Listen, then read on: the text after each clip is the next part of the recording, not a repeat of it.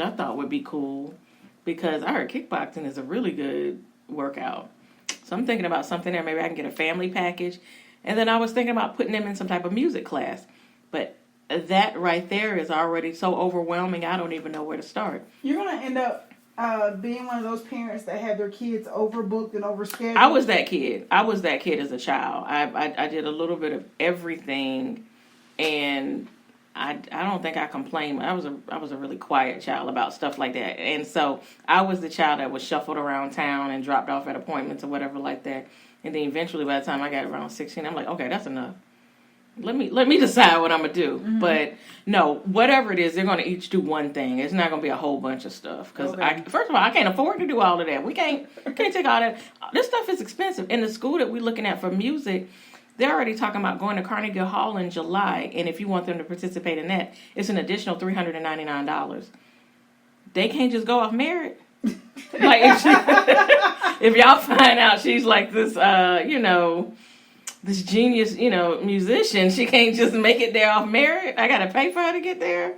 So it's a lot of balls up in the air, and to even think about it is overwhelming. So at some point, I'm just going to close my eyes and pull the trigger on something and just you got to do it. Shuttle them there. But I want them involved in something. And I was trying to coordinate it with other moms, that people that they know. And I'm like, okay, well, I can't do that. They make friends wherever they go. They just got to get involved in something. Yeah. Like, I'm about there. My 20-month-old, I think that's my dancer.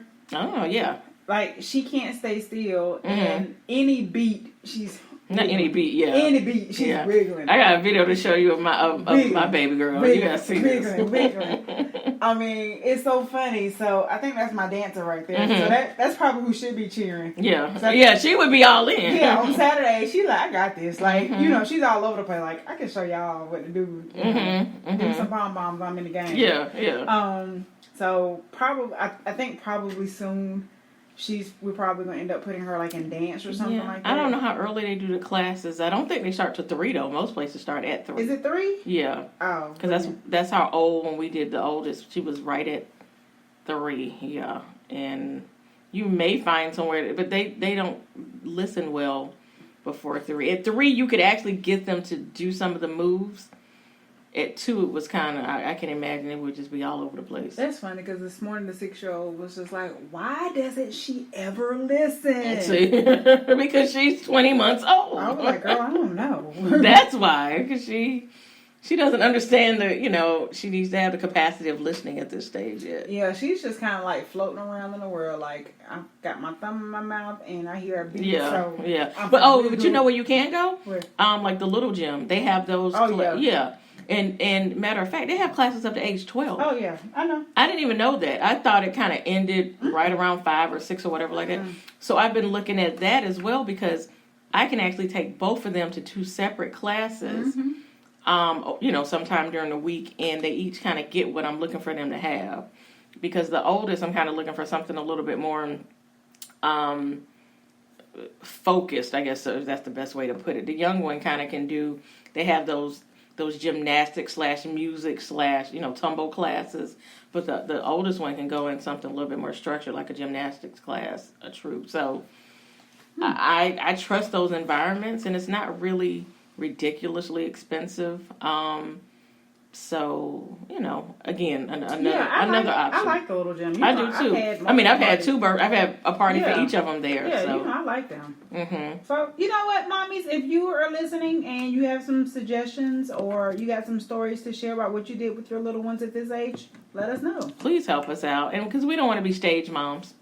What are stage moms? The ones that push them to do everything. Oh. Like, oh yeah, she loves the opera, and the next thing you know, they're taking classical music classes, or, oh yeah, she loves pageants. That's one thing I never want to do. To pageants? Yes. I didn't even think of that. What if they want to do pageants?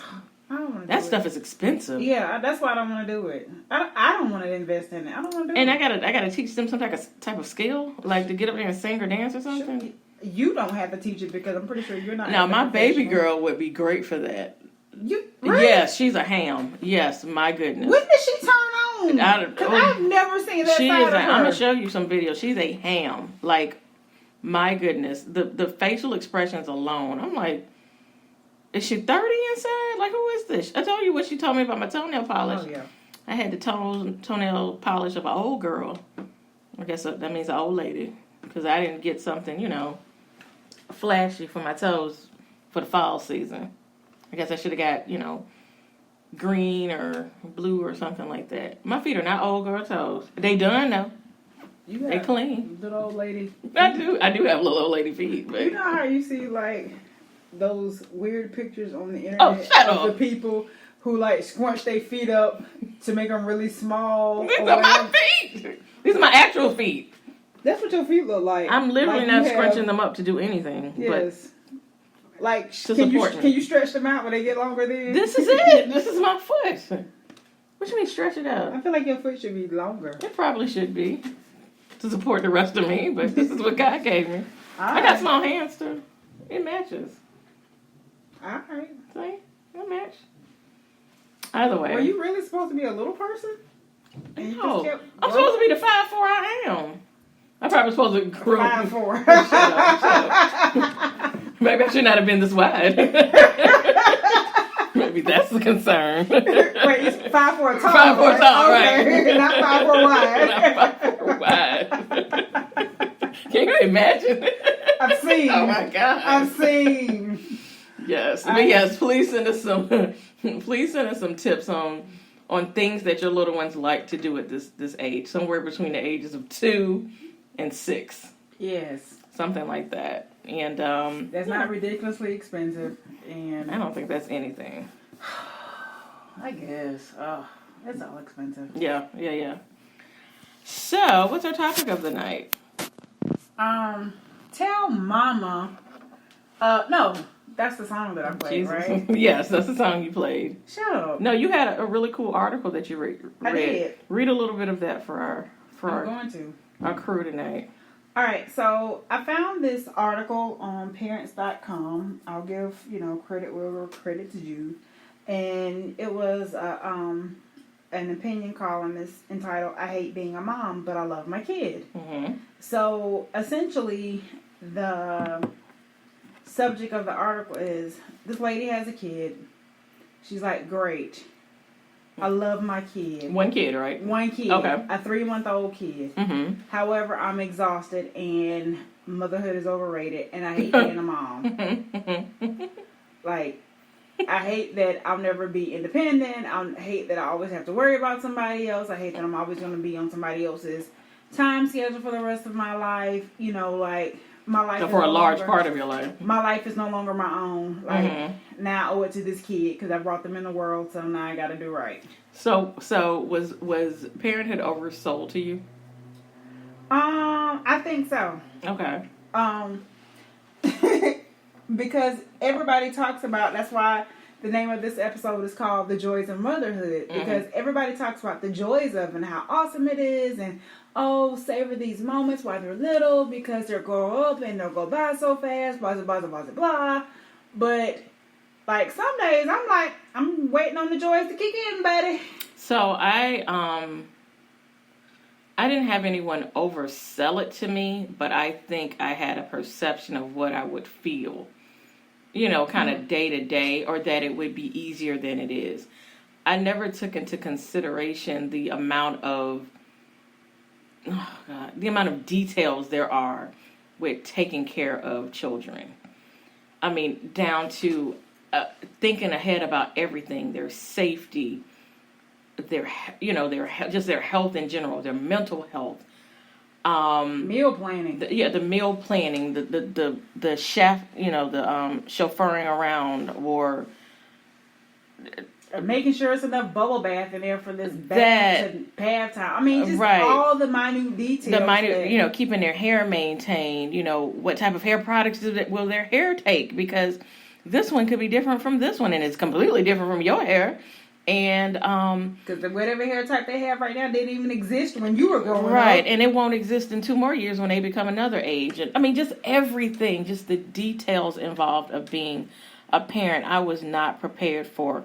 I was prepared for having kids per se, like being responsible for them, but I didn't know what all that meant. You know what I mean? Like, you take a lot of that stuff for granted. Like you said, the independence of it, like just getting up and going.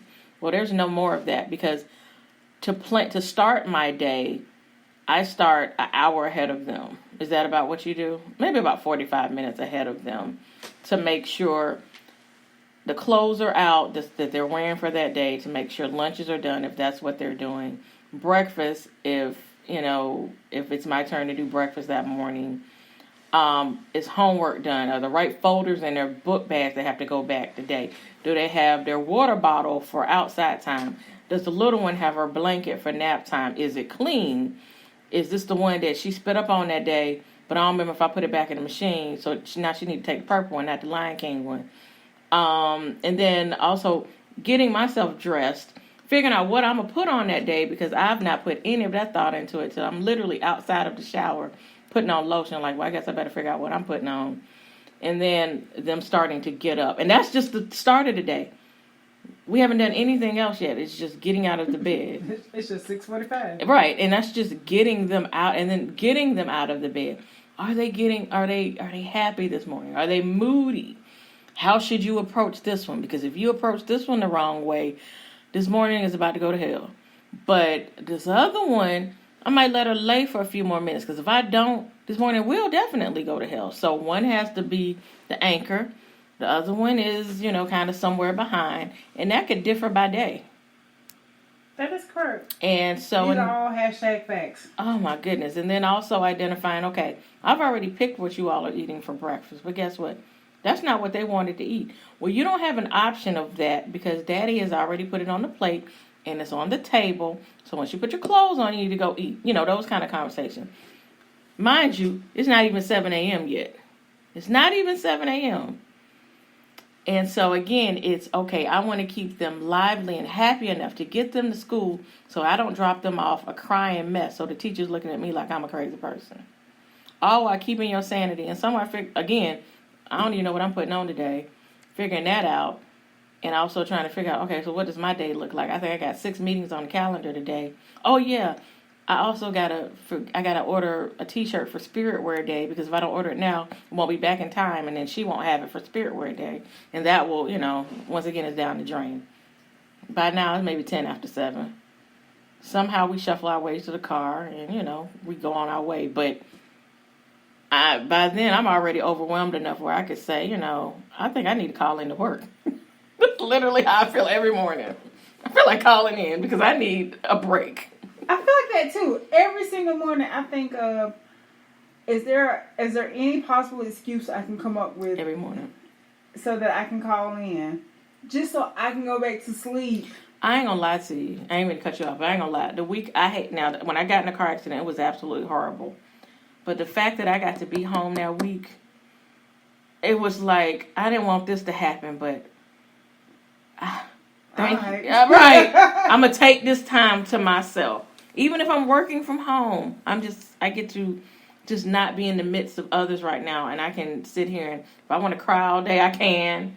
If I want to laugh all day, I can. But I'm just to myself, and this feels pretty good, even with the hurt ankle and the totaled car. Yep, pretty much. I mean, that's essentially me every single day. Like, I was telling you last week that my little one isn't sleeping through the night. Right. So every night I'm re-examining this whole motherhood thing. And just like Friday night, no exception, she's up right in the middle of the night. But I feel bad because, I feel bad and I'm resentful at the same time that my husband is right there sleeping like a baby. And the reason I say I feel bad is because I know he just got up at like 3 o'clock in the morning because he had to be to work at 4:30 in the morning. Mm-hmm. Right? So he already didn't get to bed until after 9 o'clock. So he's already had a super long day. So I'm like, oh. But at the same time, he's asleep. Right. I don't understand how he didn't hear what you hear. I think he does. But he's figured out how to keep sleeping through it. Wow. Or to make it, Yeah. I don't know. Yeah. So I'm resentful. And Saturday morning, my eyes were burning like the morning. Mm-hmm. When I tell you, by the time we went to go eat, I drove the family. And I was praying the whole time. that nobody was on the highway doing any stunt driving, because I honestly don't know if